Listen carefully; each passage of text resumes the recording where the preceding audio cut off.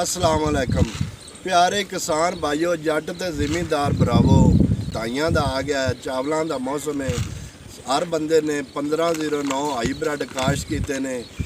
अजकल साडा दिन रात इन्हां ते पानी ते इन्हां दी खाद खुराक ते ध्यान है।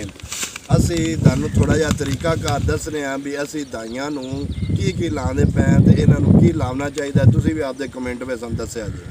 असी 1509 दाई लाए ने ते सारा ना पहले उन्होंने एक बोरी DAP लाई है।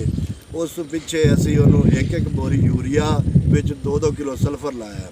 अज असी फसल तुसीं वेख लो, अज असी इनू 30 एक यूरिया पाते पे, नाल आ दवाई पाते पे, जहर नाल इनू जिंक पाते पे, ताकि जड़ा ਜਦੋਂ भी असी दाई ला लीए ना 1 महीने 20-25 दिन तो बाद सानू उन्होंने कोई दवाई जी है ना जहर लाजमी सटनी चाहिए हल्की जी, ताकि जड़ा उन्हें सुंडी होंगी है, कीड़ा होंगे, उन्हें तो उनकी बचत हो जाए।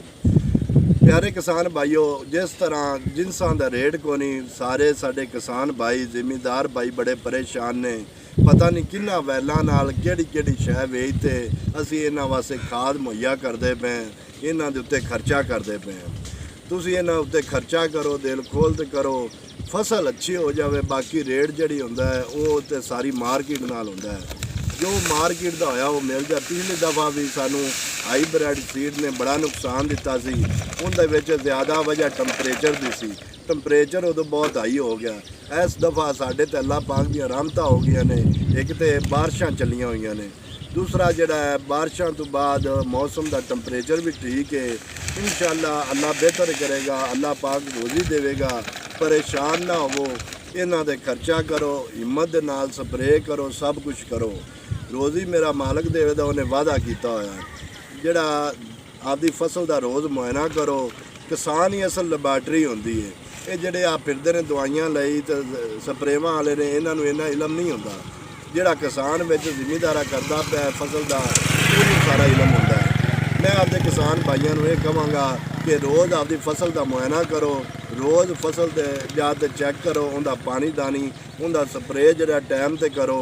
इंशाअल्लाह मालक जड़ा ना माली का काम होंदा है, पानी लावना उनका मालक मेरा जड़ा होंदा है ना, वो उनका राजक होंदा है, उन्हें आपां नूं रोज़ी देनी है। इस वक्त साडे जिहड़े जिमीदारां दी हालत बहुत नाजुक है, तो अल्लाह बेहतर करेगा। जे दे रहो वो नहीं रहा तो इंशाअल्लाह रहने ये भी नहीं ने, दिन बदल जान दे। साडी ये परेशानियां अल्लाह पाक ख़त्म करेगा। देखो ना, अल्लाह पाक कोई करदा हुंदा जिहड़ा साडे हक में बेहतर होंदा है।